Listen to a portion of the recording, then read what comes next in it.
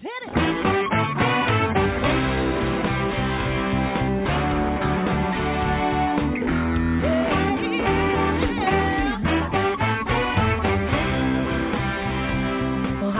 And welcome to Alzheimer Speaks Radio. I'm your host, Lori LaBena, and I'm so excited that you're joining us today.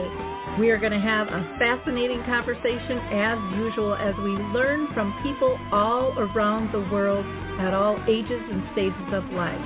Stay tuned as we shift our dementia care from crisis to comfort. All right, here we go. What you think about, you will bring about.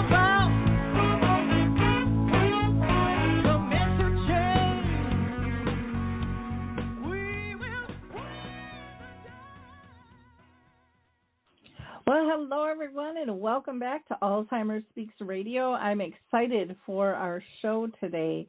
We are going to be talking with LaBena Fleming, and she has a fabulous new book out. But before I introduce her, I always like to do a little housekeeping. So, first of all, if you are new to Alzheimer Speaks Radio, we are about sound information, not just sound bites. We love hearing people's stories and what they're doing in the world. So, and again, that goes globally.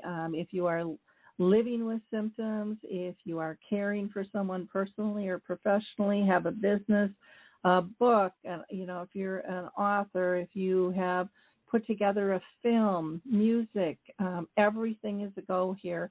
We only ask that we have respectful conversations, but we'd love to hear what is your world like? What are you doing? What do you see the needs being?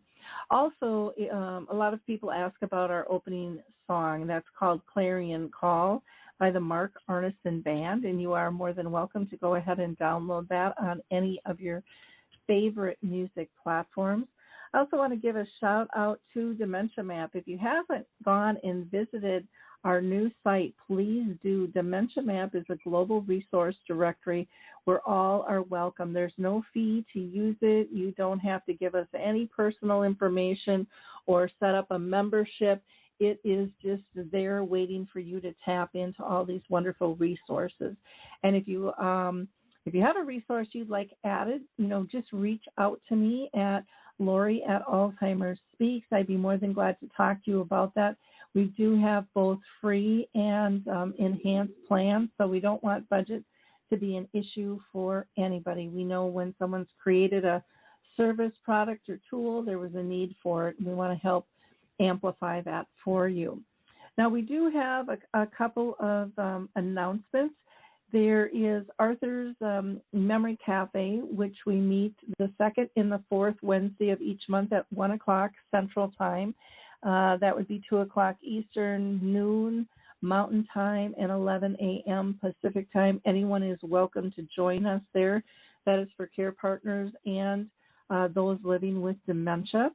Also, the Brookdale North Oaks is sponsoring a caregiver support group, which we do the last Wednesday of each month from 10 to 11 at the Shoreview Community Center.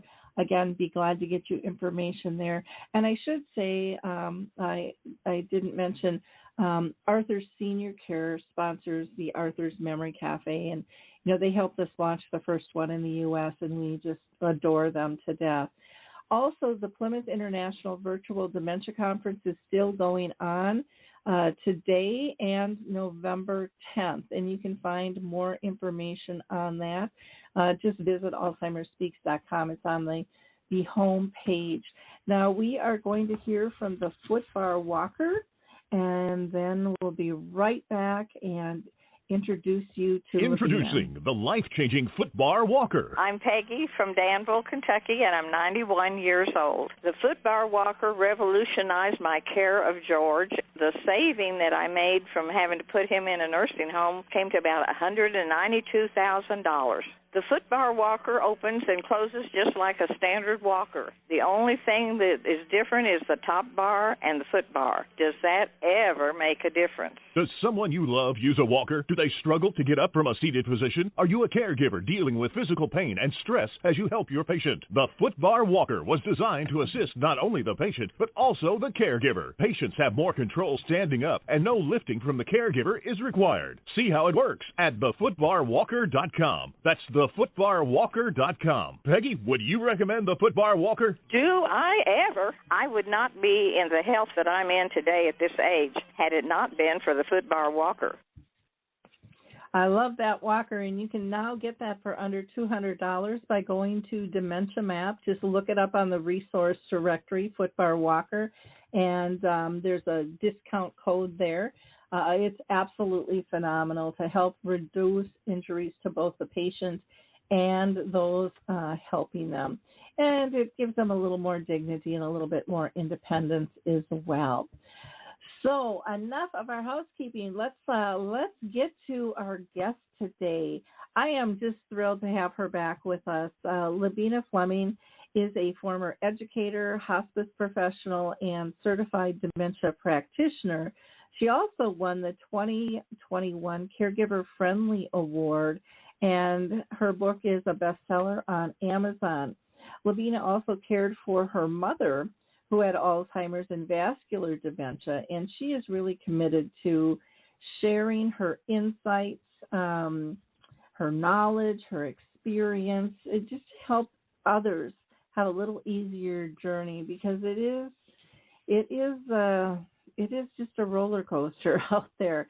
And so today we're going to talk about her book, Caregiver to Caregiver, a scripture-focused guided reflection journal. So welcome, LaBena. How are you doing today? I'm doing well, Lori. Thank you so much for having me back. Yeah, I'm thrilled to have you back. Now, I had mentioned that you took care of your mom. Can you give the audience just a little bit more detail about, how that journey started for you, and what did you note from symptoms, and maybe even tell them one thing you learned about dementia that you didn't know when you started the journey. Okay. Well, with my mom, she was a feisty woman, very, very independent, and she actually received her initial diagnosis of vascular dementia 10 years prior to her passing. And I can tell you that our family experienced probably a lot of what many families experience. We went into denial. And I'm the book geek, so I started doing all of this research to try and figure out if it was something other than dementia, because with my background with hospice, I knew what the outcome was going to be, and I did not want to go through that. So I was determined to prove that my mother did not have dementia. There were other medical conditions that mimic symptoms of dementia, and she actually did indeed test positive for some of them, but they were in addition to and not instead of. So it was a 10-year journey for us, and my mother had a desire to live to the age of 90 for some reason. That number was random to us, but I'm sure it had some semblance of meaning for her. And so her goal became our goal, and we wanted to do whatever we could to keep her strong and healthy in the best shape possible so that she could recognize that goal of living to the age of 90. And I talk about our journey in my first book, I Love You Always, One Family's Alzheimer's Dementia Journey and the Lessons Learned Along the Way. And that came from something that she always said to me when we parted or when we hung up the phone. She would always say, I love you always. So that's where the name of that first book came from. Things that we noticed as early symptoms with her were problems coming up with the right word or name for objects, trouble remembering names, challenges performing tasks or, in social or other settings, forgetting something that she may have just read. And the biggest one that we saw with her, she was constantly losing or misplacing objects. And of course, if you're familiar with dementia, anybody who's dealing with someone with dementia, they don't lose anything. You steal it, right? So those were just the challenges that caused us to pursue a diagnosis for Mom. Okay, great. Well, what gave you kind of the push to write this next book, Caregiver to Caregiver, which is really a guided reflection journal? Something must have just hit you to say there's a need out there for this. Yeah, I think starting with my first book and leading to the second one, I think that God speaks to all of us. Some of us are better listeners and doers than others, and I'm probably the other in that. I felt a nudge starting with being led to journal, and I really hesitated. I didn't want to do that, but I did become obedient. And that journal later turned into my first book. And after I finished writing the first book, I felt God telling me, whenever we learn something that can help someone else, we can't keep that to ourselves. We have to share and help others do better in their journey. So we're obligated to do that. So I guess if I were to say what was my impetus, it was God, because he would not stop nudging me until I followed that directive to share. Wonderful. I love that. I love this book. I think it's just so supportive. Why don't you tell us a little bit about what people will find in the book? Okay, I tried to. The objectives were, number one, to give God glory for helping me through, because anyone who's experienced that journey, you need to have something to hold on to, and so I wanted to give him glory for seeing me through what I went through, and I wanted to take what I felt were the most valuable lessons that I learned during my caregiving journey, and I wanted to put this into a package, if you will, that would be not only a resource guide for people, but also would be an opportunity for them to have an outlet. Because I can remember many times when I was caring for my mom, there were things that I would think or things that I would feel so ashamed and embarrassed about, and I wouldn't dare discuss it with anybody. So this journal, my Caregiver to Caregiver journal, is that voice. It's that outlet for people to be able to express their feelings and thoughts earnestly, and really see the value of releasing all of that stuff that we hold inside of us. So my book is actually divided into 5 or 6 different sections. The preparation section, I talk about things that you do to prepare for your caregiving journey. There's a lot of work that all of us can do before we even become caregivers that will make that journey a little bit easier as time progresses. And I have a section on self-care, because we know that if we don't take good care of ourselves, we're not able to take care of others, and providing tips for self-care.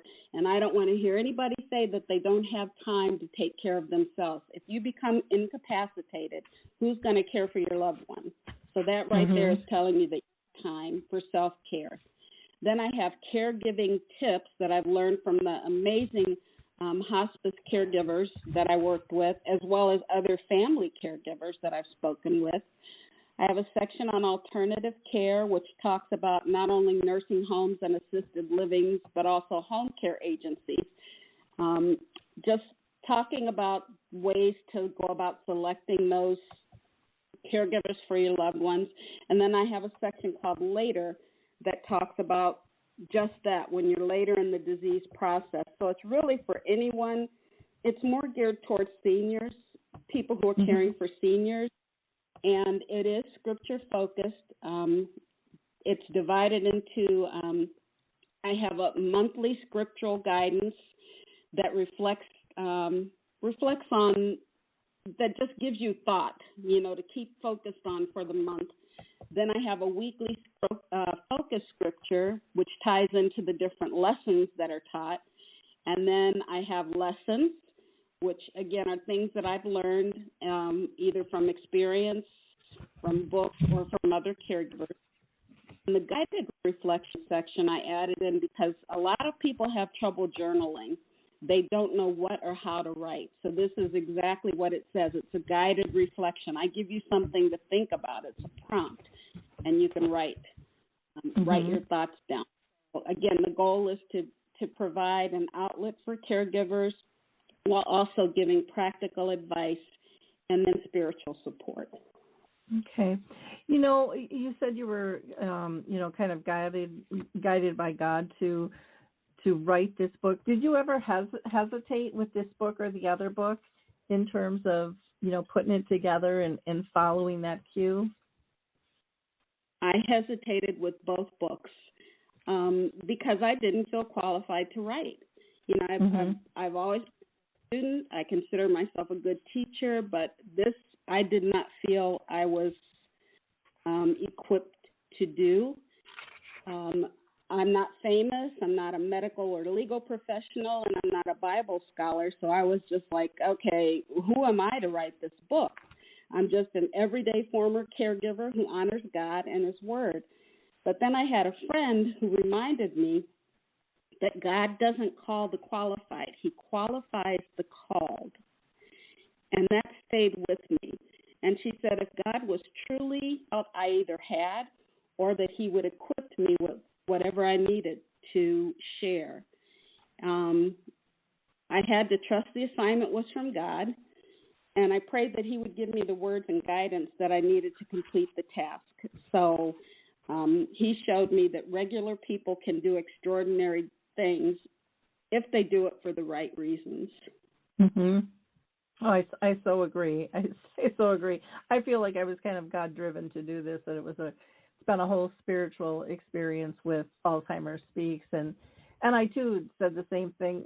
Who the heck am I? I'm just kind of a daughter, but I'm a daughter on a mission, to bring change, and I think it's that mission, it's that vision, it's that greater good piece that differentiates why people do what they do, and how it's presented.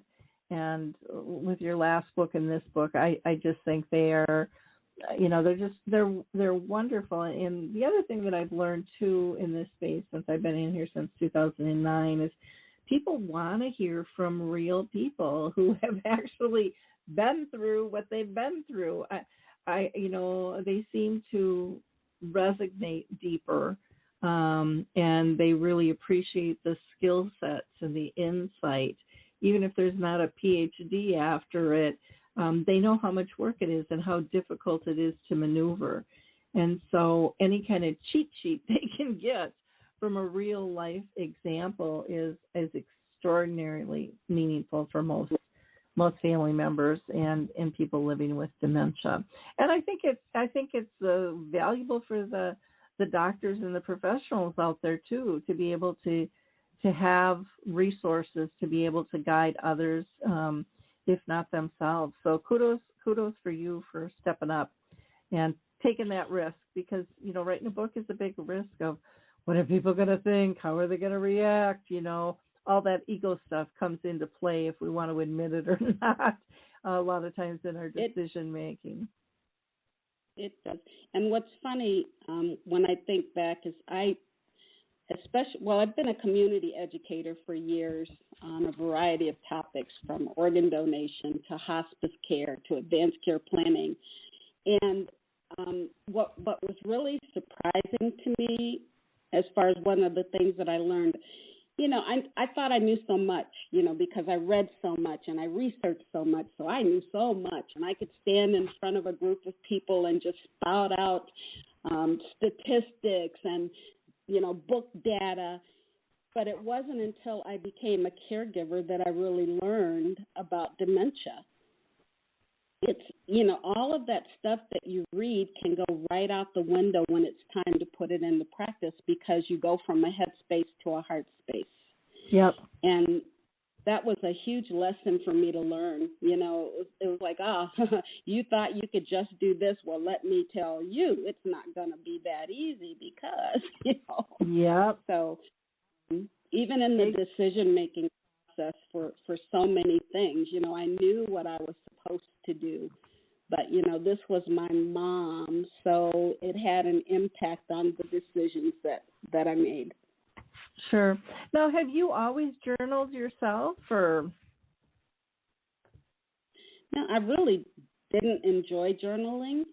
I had sat down several times, and I just saw it as another task that was to be performed. I never had really gotten into it, but when I felt called to start journaling my experiences with my mom, the journaling turned from a task into something that I looked forward to do. It was a release. My journal became my trusted friend, and it just really, it really became an outlet for me. It was my safe space where I could say whatever I felt and say whatever I was thinking, and I didn't have to worry about, what anybody's reaction was going to be.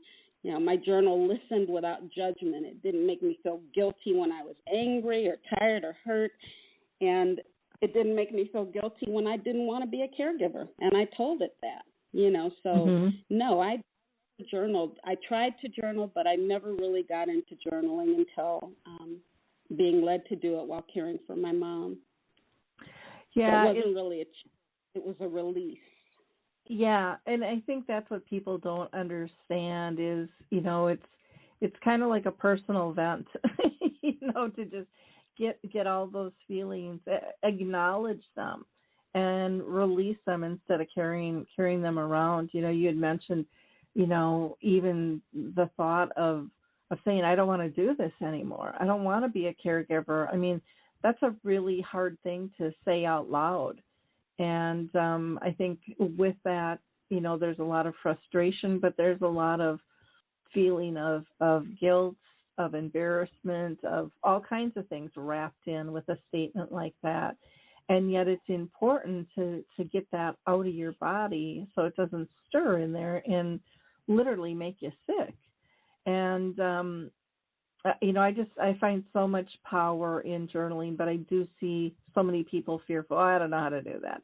Well, there isn't a right way or a wrong way to really journal. It can be a word, it can be a poem, it can be a story, it can be a sentence, it can be all kinds of different things. Anyways, that's what I have found. Would you be in agreement in that, or do you have a certain method that you like people to follow? No, I have no method. Sometimes it's a prayer that I pray to God, something that I need help, with, or sometimes it's an expression of anger. Sometimes it might be a word that I don't want to say out. There's no rhyme or reason. It's your journal. Think of your journal as your very best friend that you can say anything you want and you're not going to be judged. And I did have one woman tell me that she was afraid that someone would find her journal. Mm-hmm. So I told her, I said, just between your mattress and your box spring and don't worry about it if you're really that concerned about it, Because some people, that's a valid fear. Some people don't want, they do have that concern that somebody might find it. So I acknowledge that, you just find a safe place, someplace you feel is safe, and keep it there. Yeah. I've journaled in the past, and I laugh because I'm like, my writing is just so horrible. It's not, and no one could read it if they wanted to. And I don't know why that is, because I don't necessarily have the best writing, but it's usually readable. But when I would journal, it would rarely be readable to the common eye. And I don't know if that was my unconscious work and its wonders, within me going, maybe I had that fear and didn't know. I don't know. makes me wonder now. But that is true. I mean, what you've written. Anybody who looks at it doesn't need to know what you've written. So I like that technique actually. Yep. Yeah, it was kind of funny. One of the things you have in here, which I just think is brilliant, and it's one of your lessons that kind of goes with a reflection, and it says, depression is not a weakness. It's your body's way of telling you that there's something you need. And I think people get so often weary and exhausted and can be in a depressed state and not even know it because they're too busy taking care of things, and you just get depleted. And I think it is very common where we do feel guilty, we do feel embarrassed of that word, depression, or having any, we've got so much mental illness and mental drain on us in this world these days, and we have to get beyond that and say we all have these emotions at one time or another, and they're going to vary. This is normal. If it gets too waylaid, you might need some support. But I think so often people they go off the deep end, not realizing that some of these are just normal emotions you're going to go through, and you're not going to be, peppy all the time and in control. Rarely, when you're dealing with dementia, you're going to have to get spontaneous. And if you're not used to that, if you're used to controlling everything, it does get exhausting, and it does get difficult to deal with. What are your feelings? That must have been a strong statement for you to put that in the book. Depression is not a weakness. How do you think people look at depression and deal with it as a whole? I think it's different now than it used to be. But I really believe that now depression does not have the horrible stigma that it used to have. And I think that's because people are becoming more open and honest in sharing what they're feeling. It absolutely is not a sign of weakness. I see it as a sign of strength to see and recognize that something is wrong and to try and get the help that you need.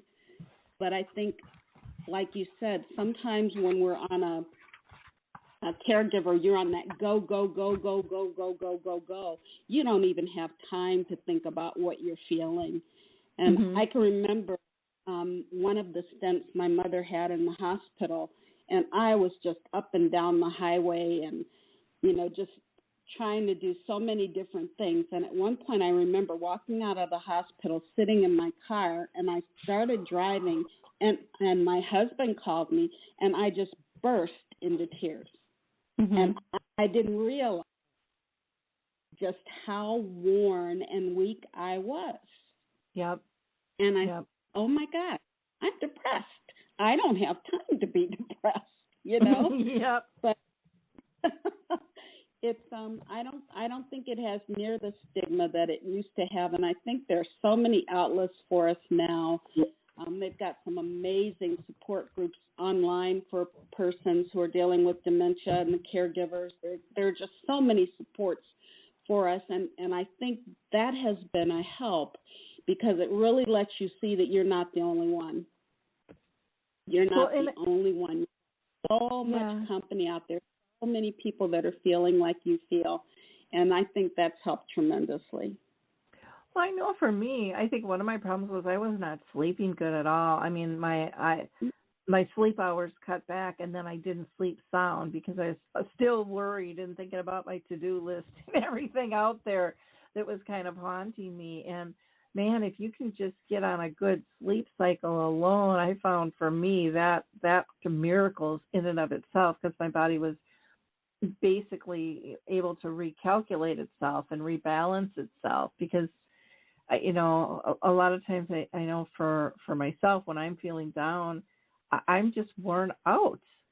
I'm just worn out. There's not enough time in the day, and then I worry about being worried. And it's just like oh my gosh, I'm making this worse, and I've learned, I'm 62 now, and I've learned now where if I'm really spinning or just exhausted, I'll go take a nap. I never used to do that, but I listen to my body. Caregiving has taught me to listen to my body more and not ignore and just keep pushing and pushing and pushing, knowing, and my mom always said this, it'll be there tomorrow, it's not going away, whatever's on your list, but sometimes you need to get stronger in order to accomplish more. And, I always thought, well, let me just get this done. And I would always have one more thing. Just let me get this done. Let me get this done. But it was taking me longer to get those things done because I was exhausted or I was down or whatever it was, going on. I wasn't thinking as clear. And to me, that was one of my biggest lessons. And, I still slip and slide on that every now and then, but I think I'm much better than what I once was. Now, the book has a real Christian emphasis, which I think is wonderful. Why did you go that route versus just having it kind of a more universal appeal? And would you ever consider doing something that's more universal as well? That's a really good question. As far as the Christian emphasis, if it had not been from the push from God, I wouldn't have written either of the books. And it goes back to the purpose of the books.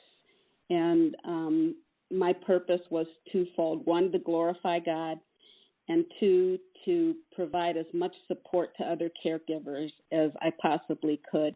I can't remember the exact quote from Maya Angelou. I think it went something like, do the best you can until you know better, and when you know better, do better, or something along that line. And, I really, truly believe that God directed me and said, hey, you can't keep this. You've learned so much, and it will be such value to other people you have to share. So how could I not share him in the process of sharing the story? And also, I think that those on that dementia journey, caregivers and the persons who have dementia, it's the most harrowing experience that I think anyone can imagine, because you feel so extremely helpless, and you know what the outcome is going to be, and you want to honor your loved one during the course of the journey. And I just know that if it had not been for the faith that I had in him, that I would not have survived that journey. There's no doubt in my mind. And I want to serve his purpose, not my own, So I think that Corey Ten Boom said, in order to realize the worth of the anchor, we need to feel the storm. And dementia is certainly a storm, and God was most definitely my anchor. So,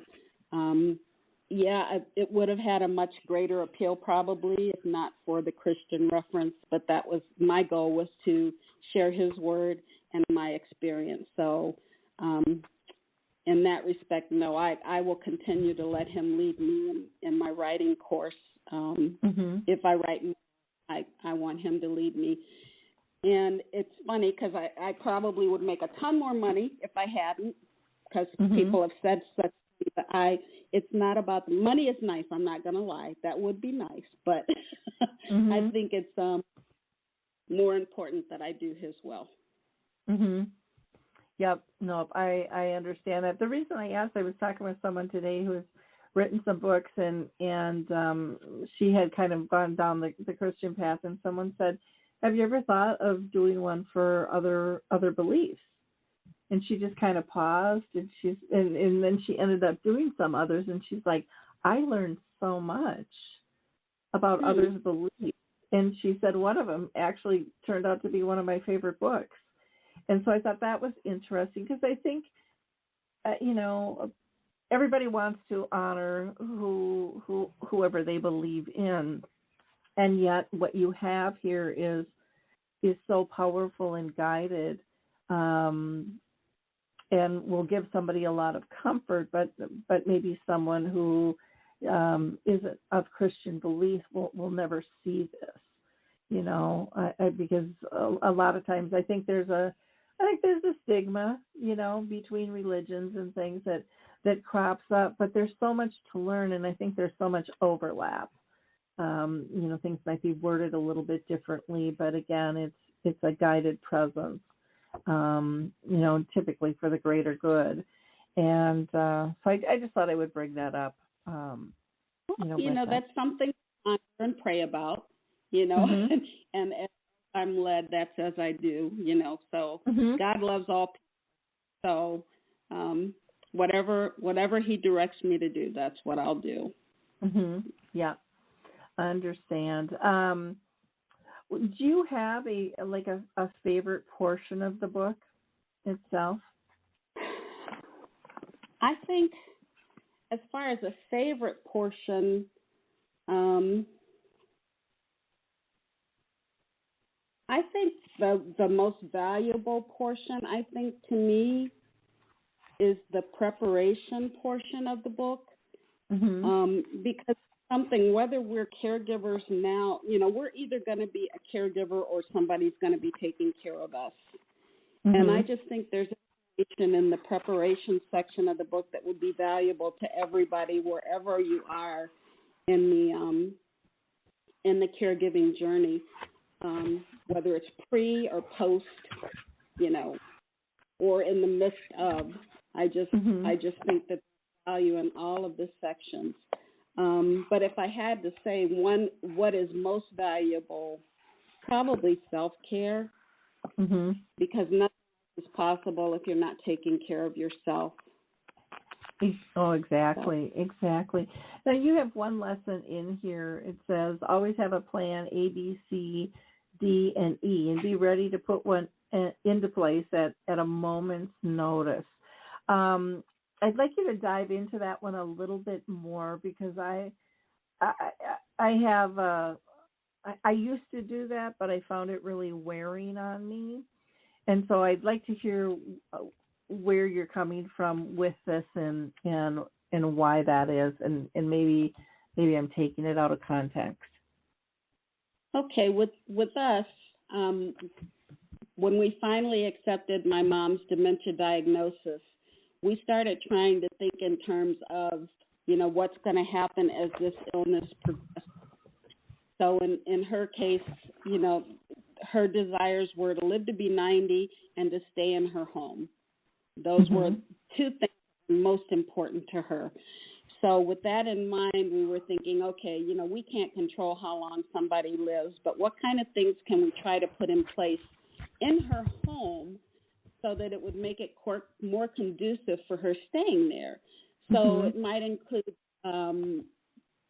putting hand railings and special chairs and, just care-friendly appliances, care-friendly fixtures, those types of things. Just thinking along those lines of things that we would have to do. And then home care, what mm-hmm. would we do for home care and how would that be paid for? And, so we're thinking all of this stuff is going to be far down the line. So that's what I mean by the A, B, and C. Okay, if this happens, this is what we're going to do. And if this happens, this is what we're going to do. And if this happens, this is what we're going to do. And I think it's good to have those plans, but realize they're not going to happen in A, B, C, D order. Mm-hmm. You could have something that would take you to plan C, instead of starting at plan A. So, because everybody's dementia journey is so different. So we had planned for one of my nephews who, due to some health problems of his own, was unemployed, and he was going to be an in-home caregiver for my mom, before she got really bad.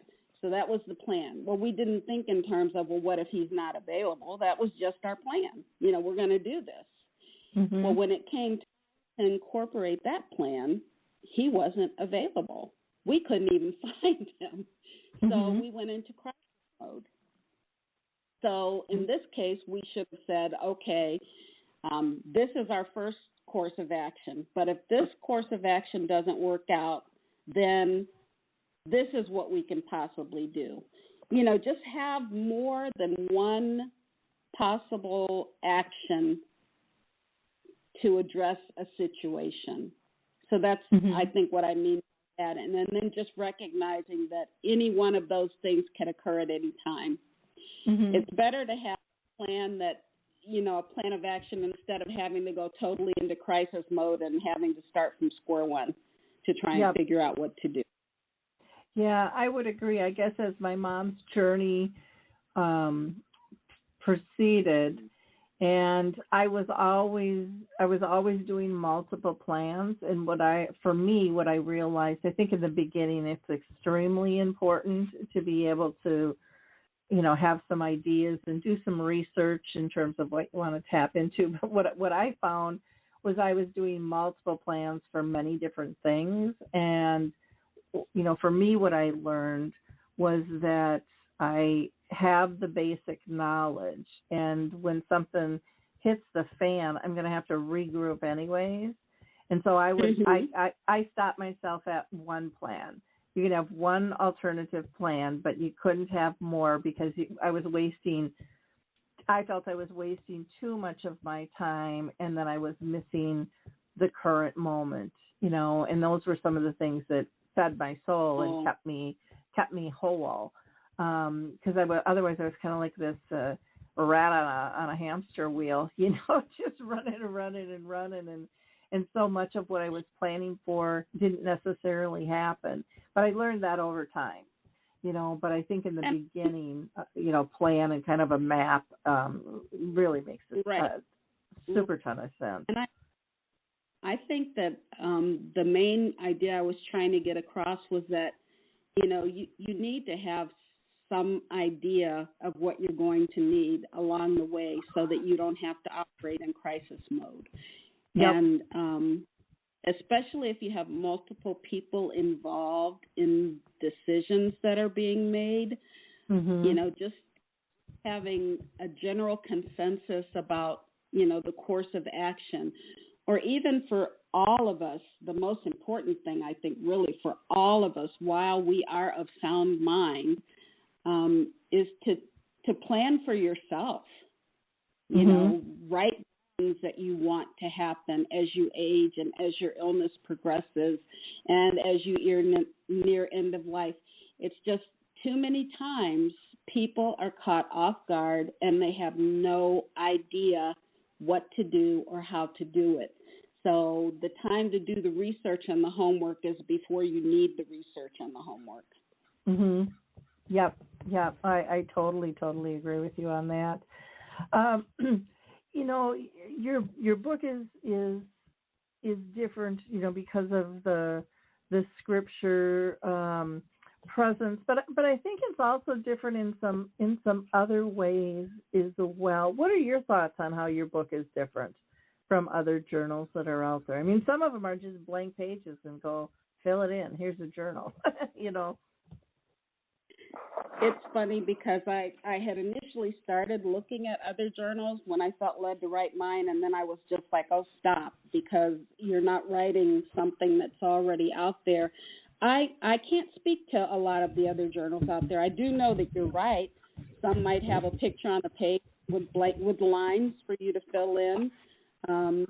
There are some that give you a writing prompt, I have not one like mine. I'm not sure, but I can only say that I was led to create a journal that addresses many of the challenges that are faced by caregivers, to offer words of encouragement via the scripture, and to offer advice based on the experience of hundreds of caregivers that I've spoken to over the years. And then I provide assistance in the writing process through the guided reflections. I can say that my journal is spirit-led and spirit-fled, and that I trust that God will place it in the hands of those who would benefit most from it. In His time, I guess, is what I have to get used to. Yep. I think that when you feel God telling you to do something, you want to see I want to see instantaneous results, and I have to learn to sit back and just say, okay, I've completed this task, and take it where you want to go, God. Yep. Yep, no, that patience thing wears on me too. You know, it's just like, come on, you know, what's going on here? Yeah, kind of funny. One of the things you have in here too is plan for the worst, but hope and pray for the best. And sometimes, you know, what I have found over the years is that I can hope and pray for the best, but I'm also not I don't think was identifying the true moments of joy until later on in my journey. I was overlooking those. I was always focused on, oh my gosh, what's going to happen now? You know, really, this is what we're up against, and I focus a lot of my time on that and trying to divert, you know, find a way to detour around it or make it better. But I wasn't really identifying the moments of joy that still existed. They were very different, but they still existed. Did you find yourself going through that too? I think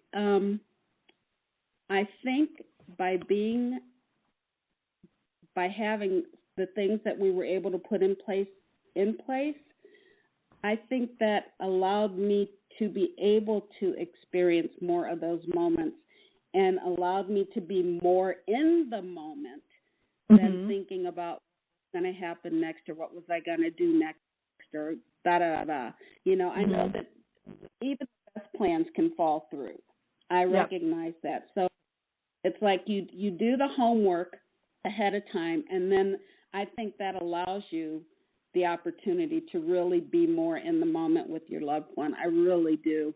I mean, I have great memories of times with my mom, and I have a lot of not so great memories of time with my mom too. But like I had someone ask me once, you know, you continued to go out to in spite of the way she behaved.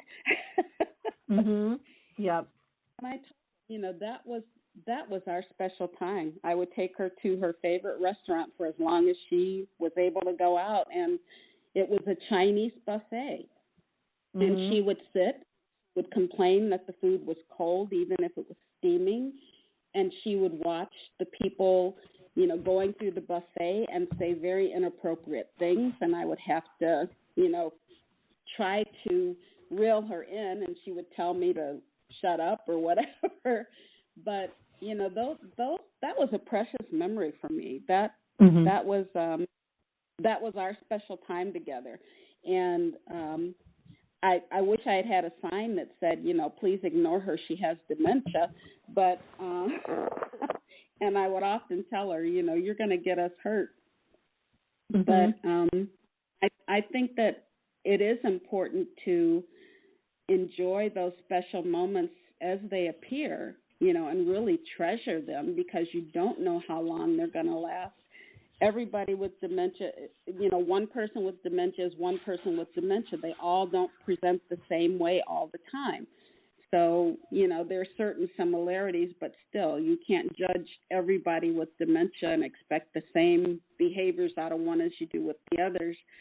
But it is so important to make moments of joy and to experience the joy wherever it presents itself. You know, really try to know your loved one. Remember the things that they used to enjoy and try to expose them to those things. They may not react, but maybe they will. It might awaken something in them. You know, we just don't know. Try to focus on what's still there as opposed to what's lost. And try to empathize, you know, with your loved ones too, because this is something that happened to them. They didn't choose this. It's not their fault that they have this 99.9% of the time.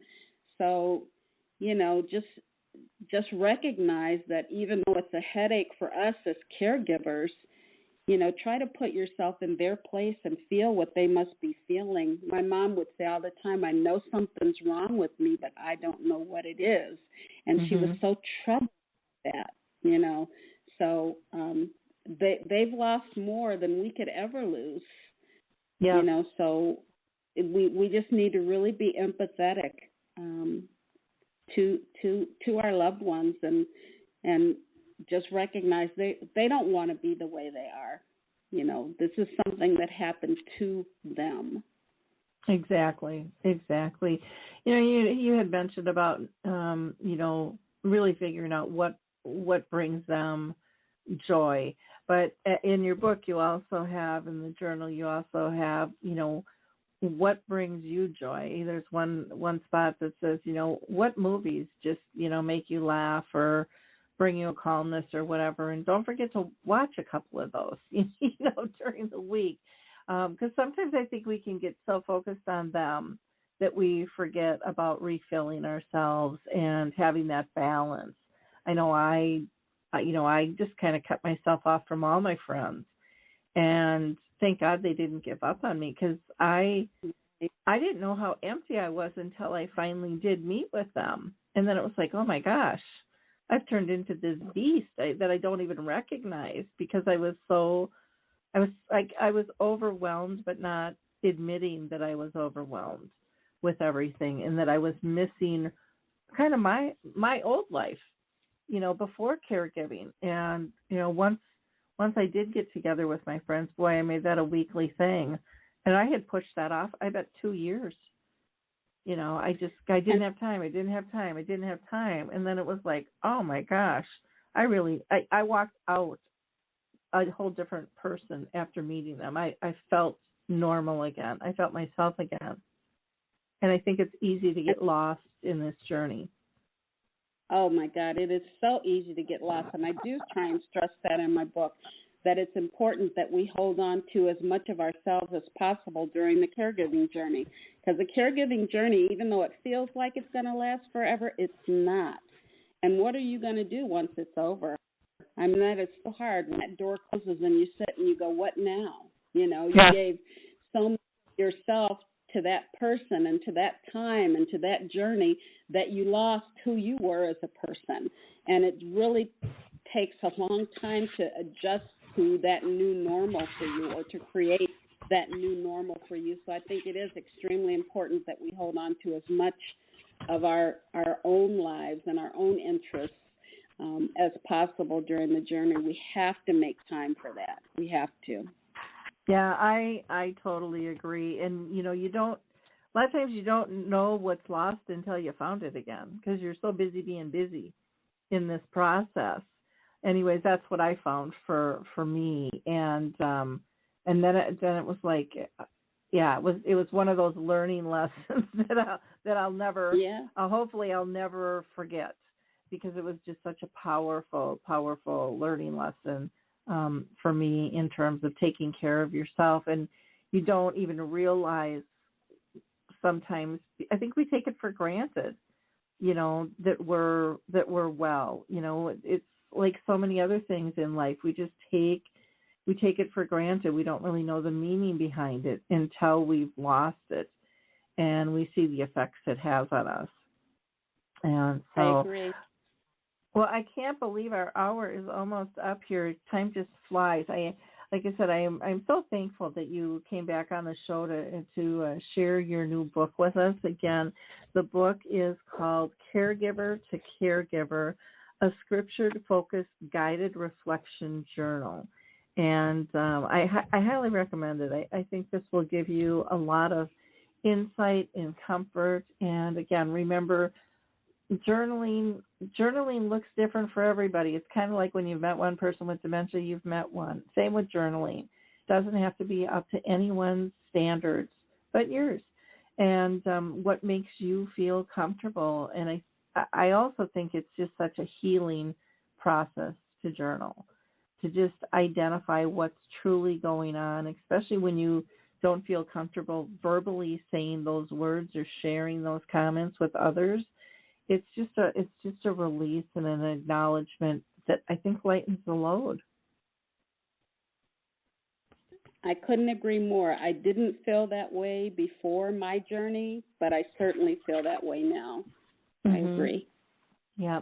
So people can get a hold of you. They can go to your website, LaBenaFleming.com. You're also on Twitter with LaBena F. Your email is authorlfleming@gmail.com. You have a Facebook page, which is titled Author LaBena F. And, of course, you can find the book on Amazon. And, again, the title is Caregiver to Caregiver, a Scripture to Focus Guided Reflection Journal. So, again, thank you so much, LaBena, for sharing with us. To our audience, I hope you like, click, and share this show with others. You know, we can't let little nuggets like this go unfound. It's our responsibility as a caring community to share this stuff. So help us do that. She put a lot of work into this book, and I know you'll get a lot out of it. So thank you so much. And again, LaBena, thank you for joining us. Thank you, Lori. I appreciate you. Thank you. Take care, everybody. Have a blessed week. Bye-bye. It's time to rethink, renew, and reimagine retirement. Hey everybody, Jared Sebesta here, host of Retire Repurposed. Now this podcast is about the non-financial parts of retirement, which many times can be even more challenging than the financial. We believe retirement is not the end, rather the beginning of what could be the most impactful, purposeful, and fulfilling season of a person's life. So don't retire, become repurposed. To listen now, search Retire Repurposed on your favorite podcast platform, Senior Resource, or Life Audio.